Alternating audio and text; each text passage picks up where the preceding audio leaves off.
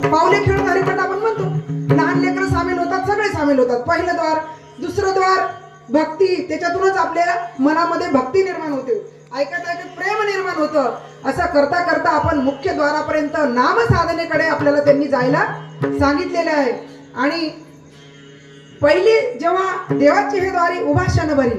आता क्षणभरी या शब्दाचा एक अजून अर्थ होतो की जेव्हा बघा आपलं लेकरू लहानपणी जर आपलं जेवत नसेल तर आई काय म्हणते त्याला, एकच घास खाय, एवढाच घास खा मी तुला खेळायला देते, एवढाच घास खा मी तुला काहीतरी देते. आमिष म्हणजे ज्याला आपण लालूच म्हणतो, ती लालूच दाखवलेली आहे या जीवाला की काय कर तू क्षणभर घे.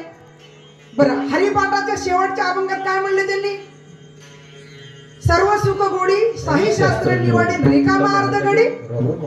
अर्धघडी रिकामा राहू नको म्हणतात हरिपाठाच्या शेवटी, इथं म्हणतात क्षणभरी उभं राहा.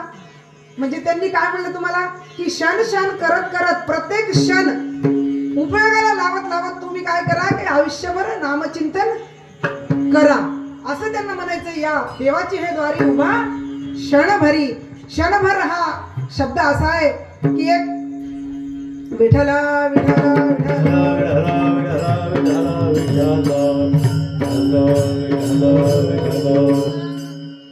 एक नवीन मुलगी होती, छोटासा दृष्टांत आहे, मी दृष्टांतामध्ये जास्त वेळ घालणार नाही, थोडक्यात सांगून.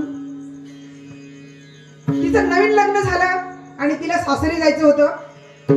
एकदा ती जाऊन आली, पण आता सासर होतं, जुन्या जमान्यात तर होतं, आता नाही राहिलं एवढं, पण पूर्वीच्या जमान्यात सासरवास होता. नवरा रागीट असायचा, सासरा रागीट असायचा, आणि त्या मुलींना नांदायला जरा जाऊ वाटत नव्हतं. आपल्या लहानपणीचीच गोष्ट आहे, खरं सांगा, तुमच्या आमच्या लहानपणी नांदायला जायला थोडंसं जड जायचं, आपल्याला जात होतं की नाही, आताच्या पोरींसारखं नाही की. मग त्यावेळेस आपली आई म्हणायची, नाही बाळा जावं लागतं, एकदा जा दोनदा जा, तुला दुसऱ्या वेळेस बोरमाळ करून देते, नाकात नथ करून देते, काहीतरी काहीतरी म्हणून आई वडील गोडी गोडीनं पाठवायचे. नाही, ती म्हणायची न्यायला आले की रुसून बसायची, मध्ये जाऊन बसायची, रडायची नाही. त्या दिवशी सासरा न्यायला आला तर जेवायची नाही बिचारी, कारण तिला जाऊ वाटत नव्हतं, भीती वाटायची तिकडे जायची, टेन्शन यायचं थोडं. मग ती आई बाप म्हणायचा, बाई तू मी सगळ्या गावाचं निपटितो, माझ्याकडे सगळे लोक येतात चांगला माणूस म्हणून, आणि माझी मुलगी घरी राहिली तर लोक मला किती नाव ठेवतील, माझ्या नावासाठीच आहे. तो बापही विनंती करायचा, आई विनंती करायची, आणि विनंती करून करून कशी बशी ती मुलगी नांदायला जायची. एकदा गेली, दुसऱ्या वेळेस आली, मग तिसऱ्या वेळेस आली, अशी दोनदा तीनदा गेली की तिला नांदण्याची सवय लागते. तोपर्यंत एखादं मूलबाळ होतं, 2-3 लेकरं बिकरं झाली की ती संसारामध्ये रममान होते.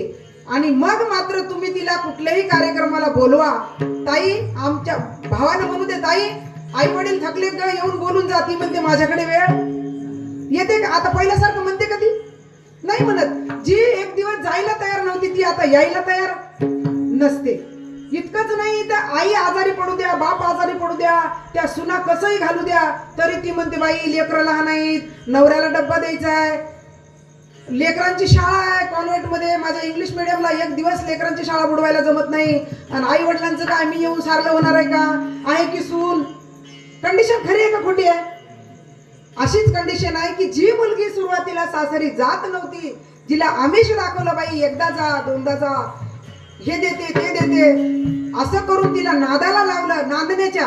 तसंच माऊलींनी आपल्याला क्षणभर हा शब्द आपल्यासाठी दिलेला आहे की क्षणभर तुम्ही घ्या, क्षणाक्षणानं काय होईल पहा.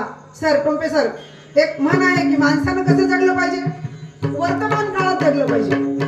म्हणजे वर्तमान काळ म्हणजे चालू काळा, म्हणजे आता ह्या घडीला मला काय करायचं आहे, एवढं ज्याला कळलं त्याला जीवनाचं सार कळलं. कारण वर्तमान काळ ही अशी कंडिशन आहे की ती त्याच्यामध्ये येणारा भविष्य काळही येणारच असतो.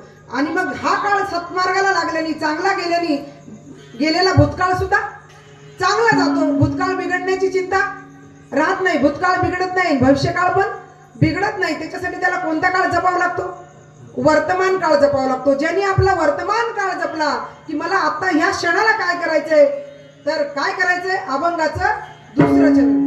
हरी मुखे मना